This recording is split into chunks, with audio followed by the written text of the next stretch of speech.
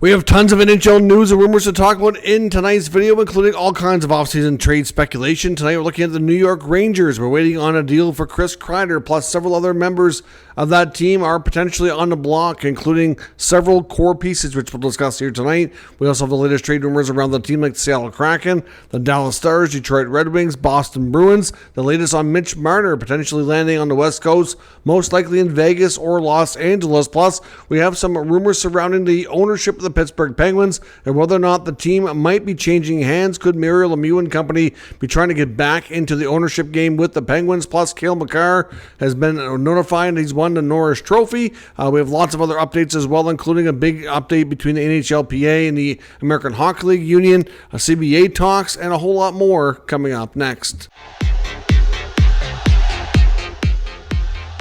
So welcome back to another video here at Top Shelf Hockey. As I mentioned, we have tons of information to discuss. It's going to be a very jam-packed video full of tons of information. So certainly check the timestamps if you want, but certainly pay attention and listen closely. We have a lot to go over tonight. First update on the news front. We have an announcement today coming that the NHLPA has formed a strategic alliance with the PHPA, which is the Professional Hockey Player Association that represents players in the American Hockey League.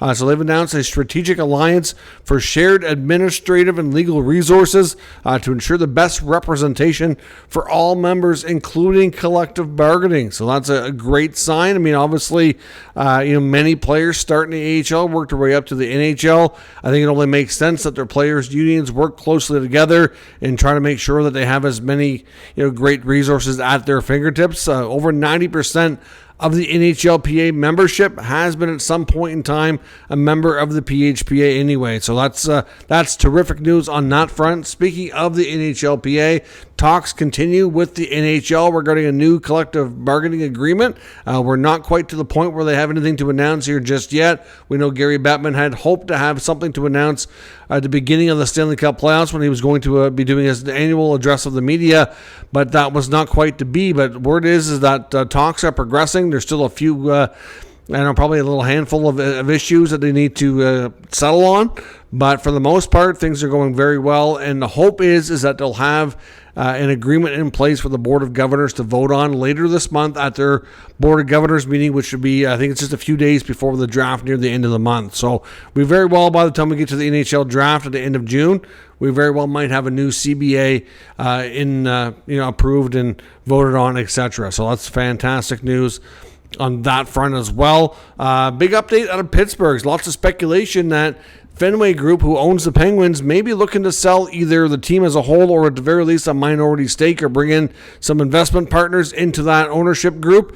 There's also lots of speculation from Pierre LeBrun and a few other NHL insiders that Mario Lemieux and his group, which includes Ron Burkle and Morehouse, the three of them who were the primary owners previously the Pittsburgh Penguins, may be looking to try to buy back the Penguins and get back involved. Obviously, they were the owners of the team for a long time, ended up selling to Fenway Group, really cashed out at a key opportune time, and apparently things, I'm not sure what's spawning all the change, but at this point, Fenway Group apparently has been looking for either to sell off a minority stake or, considering making changes for quite some time, upwards of 6 to 12 months now. Now, coincidentally or not, but Jaromir Jagr, longtime Penguin legend, arrived back in Pittsburgh today. Not quite sure the business purposes of his arrival, but obviously it's kind of weird how he lands in Pittsburgh on the day that all this news broke. So I have no way, there's no suggestion or confirmation of any sort whatsoever to suggest he's working with Lemieux or any of those guys to get back and becoming an owner of the Penguins, but it just seems kind of coincidental, and we'll see if anything comes from this. I think a lot of fans would love to see Lemieux back involved with the team on a bigger basis here. Obviously, the one of the all-time greats of the NHL, longtime owner. Like I said, I'm not sure the exact rationale and reasoning for wanting to do this. It hasn't been that long since they sold. It's only been about 3 or 4 years.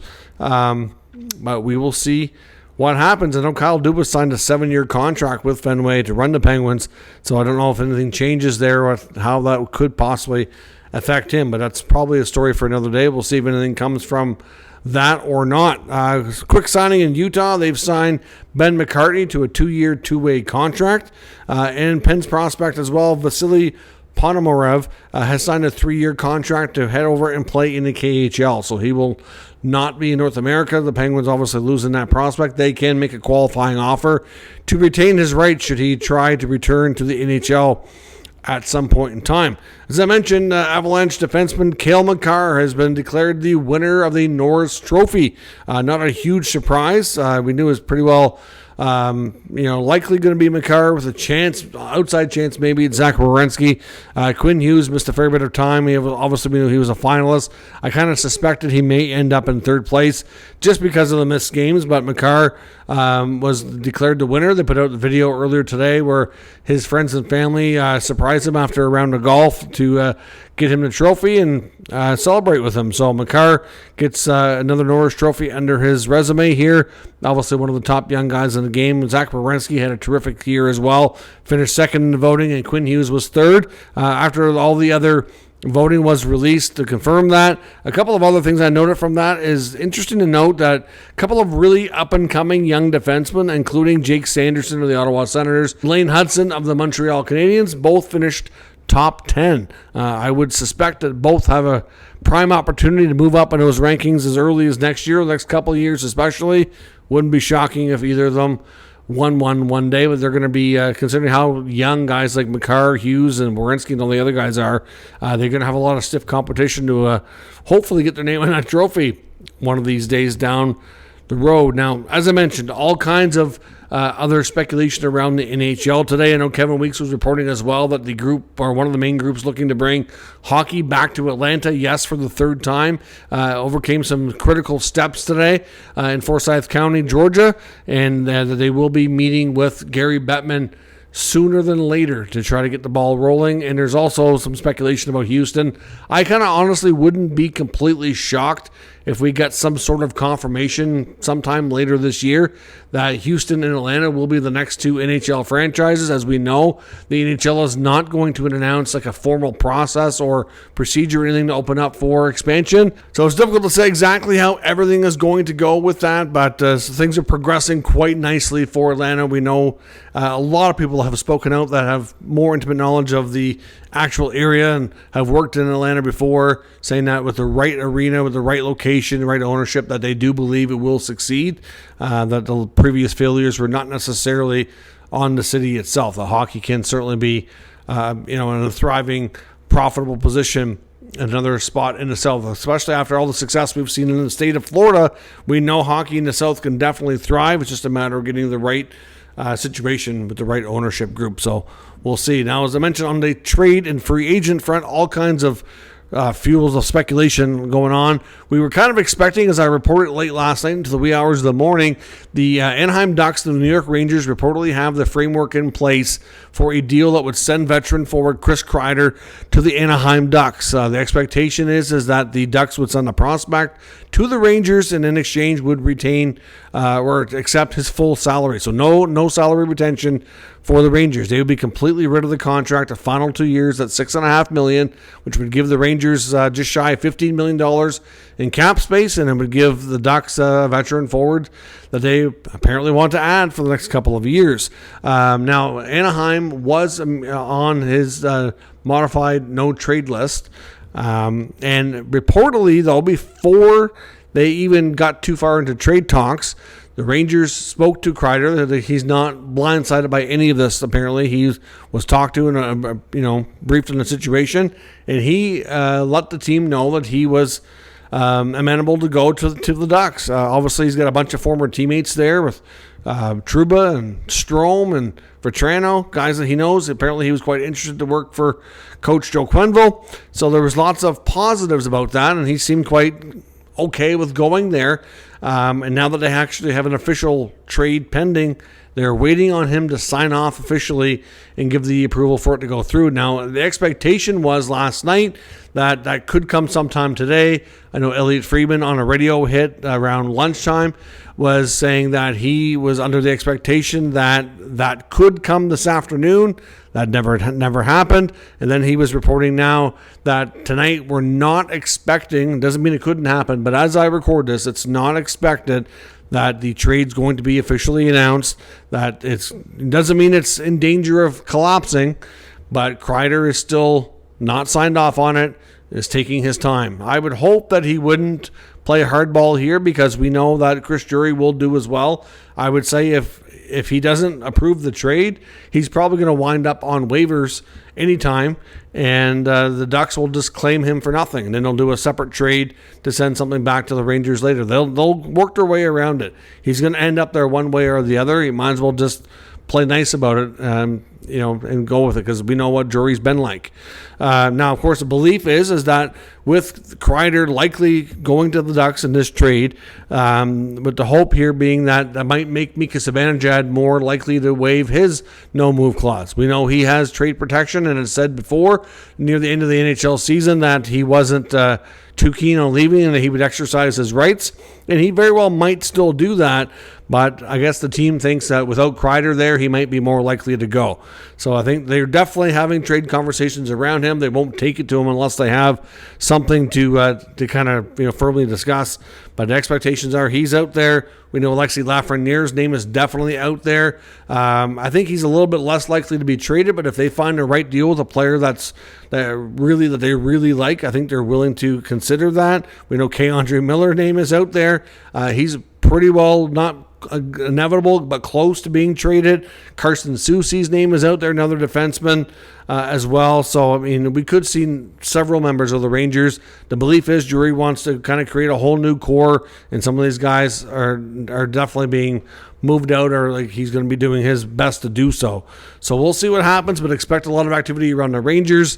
And if it doesn't happen tonight, then I would suspect that tomorrow could be the big day when Chris Kreider gets officially dealt to the Ducks. And if that doesn't get announced tomorrow, then I would suspect things are probably going to start to get a little stressful.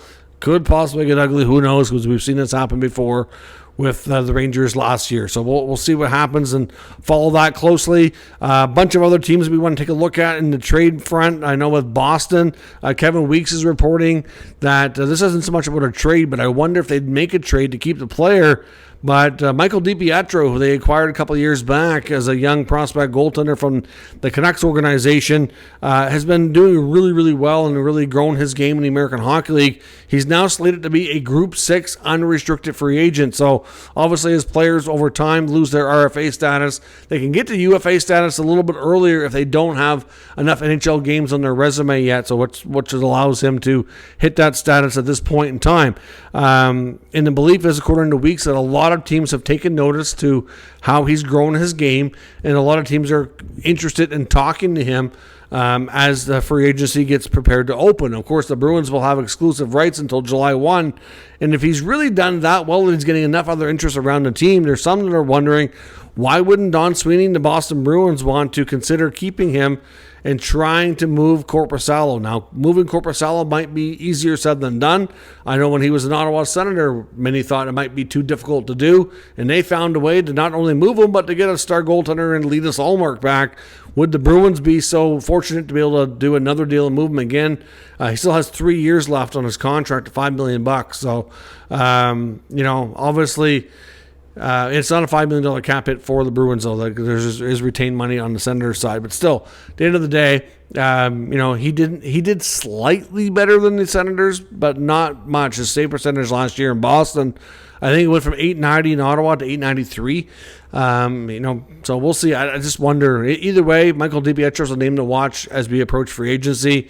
And of course, he's probably going to have to take a two-way deal, though, I would think, in most cases. And then I don't know if there's a chance Boston would do that, but you'd think they'd want to keep him after spending all that time to help develop him. But I guess maybe not. We'll have to wait and see on that.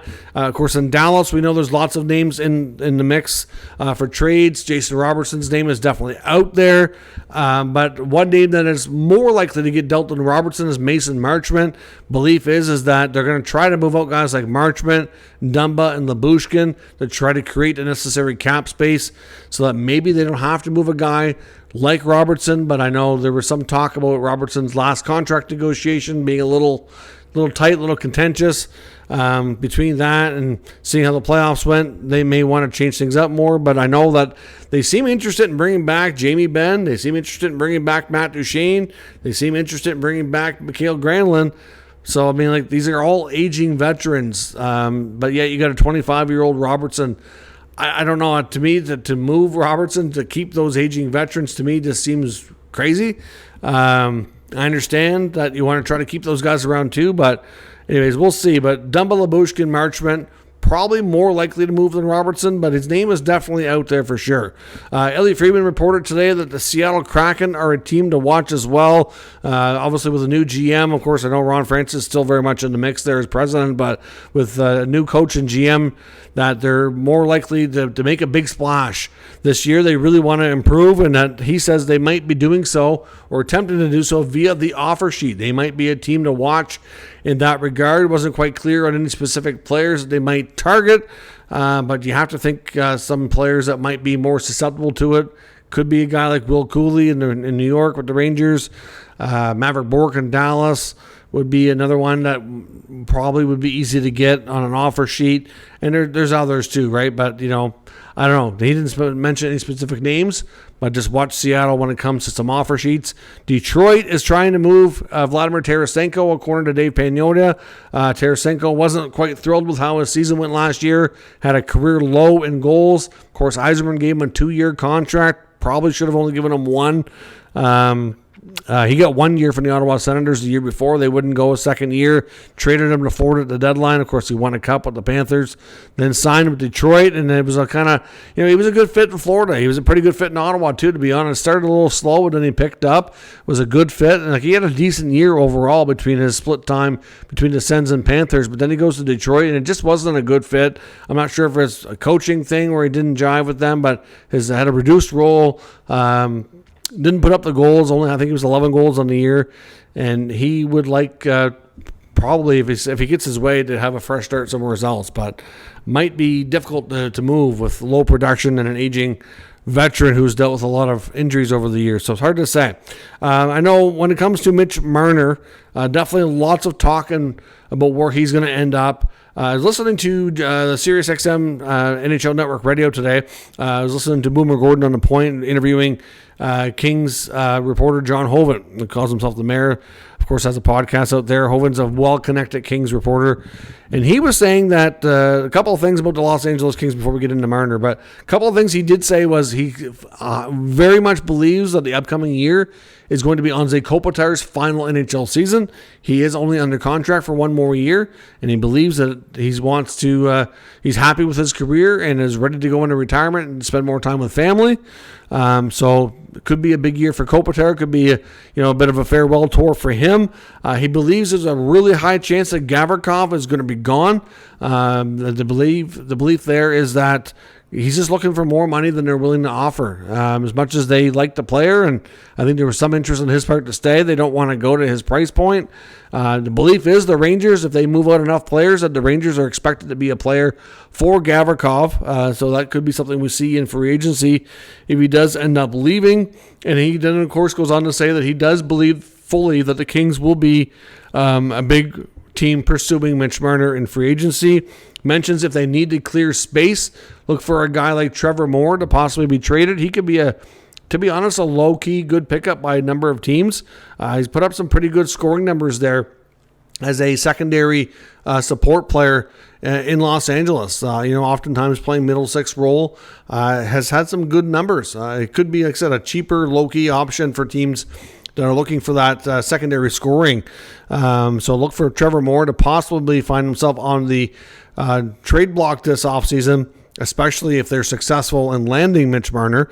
It makes mention, of course, which makes sense, that Mitch Marner is looking for a lifestyle change, that going to LA, he can kind of blend in more. You can go out for dinner. You can go out for different social events and not have to worry about getting harassed by fans or even really having interactions much at all. Obviously, there's so much, famous people that live in the area that he'd probably be one of the lesser known celebrities in a sense, in the grand scheme of the world, right? So just from a lifestyle perspective, being able to, to not deal with that so much, not as much media perspective, the fact that it's a really good team who's been, in the playoffs every year and feels like there's, they're close to taking another step. So there's lots to like about that. Plus, he has existing relationships with the coaching staff. He knows Jim Hiller.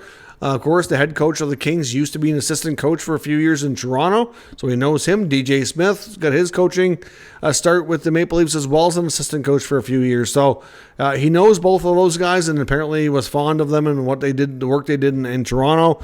So that helps too. So there's lots of connections there that might be a great fit for Marner, and Hoven believes that he's going to be seriously pursued by the Los Angeles Kings. So that all kind of makes sense. We do hear from a lot of other people that there's still lots of others that believe Vegas will be the team that he'll end up with. Obviously, Anaheim is another team to watch as well. They have so much cap space even after getting Chris Kreider. Assuming that happens, they will have no problem getting Marner if they are successful. Vegas, of course, like I said, lots of things to like there as well, including being a no-tax state. So maybe they get away with paying him a slightly lower AAV. But obviously, he is being heavily pursued, or will be, by Vegas Golden Knights as well. The one thing I kind of wonder, based on what we've heard from Elliot Friedman, is there's some that think that Vegas might be able to do this with, because we've heard William Karlsson might be a cost-cutting cap casualty, if you will. And now Friedman's reporting that he's been told that don't expect Karlsson to be traded. He doesn't think that's something they plan to do. But everybody keeps saying that they're going to be a player for Marner. Well, it's going to be tough with their cap situation. But with the reports around Alex Pietrangelo, some people kind of think maybe Vegas will sign Marner and won't have to move anybody if Pietrangelo is going to be going LTIR next year. Now, we don't know. We don't have anywhere near enough info to suggest that he's either going to be an LTIR candidate for the entire season or that he may not play next year. I can't confirm any of that. All I know is Friedman was told that, Pietrangelo may not be available for the Olympic team next year, and the belief is that from a health or injury perspective, there's something more significant going on. But we don't really know the full details of that, but there's lots of speculation out there. People are wondering, could they say maybe they sign Marner, and then right before camp, they get an announcement that Pietrangelo is not expected to play, going to miss the entire year or something along those lines? Because, that seems like a Vegas thing to do, right? We know Vegas loves to play the LTIR game. They've done it enough before that I wonder if they would do that. They would buy themselves enough time that they wouldn't necessarily have to move anybody. And if Pietrangelo, for example, let's just say he didn't play next year, and then obviously the playoffs could be a whole different beast, but we know LTIR is something that is possibly going to be in the next CBA. So the rules might change around that. But then again, they might not be effective until the year after too, because the next CBA technically doesn't have to kick in until then. So, but they can, I guess they would have the options to sign off on certain things to kick in right away. So I don't know how they're going to go about it, but either way, is this a scenario that Vegas could do? Because with the cap going up again the next year, it may not be a problem, or they could buy a lot of time on what player they do end up moving on eventually. So I could see Vegas doing it. Just the way they do their business, it would not be shocking at all. But it sure seems like the odds of them heading west, I think, are pretty high. I think if there's one team in the East that has a chance, it's probably Carolina. I'm not necessarily convinced, though, that they're going to be able to get that done. And I'm not entirely convinced that he's the absolute best fit for what they need anyway. That's just my personal opinion. I think he's probably heading west if I had to make a prediction. But let me know what you think in the comments, and we'll discuss further. Obviously, it's going to be a very hectic time. Lots of rumors are starting to pick up here as we get closer to the NHL draft and the NHL free agent period. So certainly let me know your thoughts on everything discussed here today, and we'll talk about it in the comments. If you're new to the channel, make sure you subscribe and stick around. We'll keep you up to date with all the news, rumors, and analysis of all 32 NHL teams. Thanks for watching. I'll catch you next time.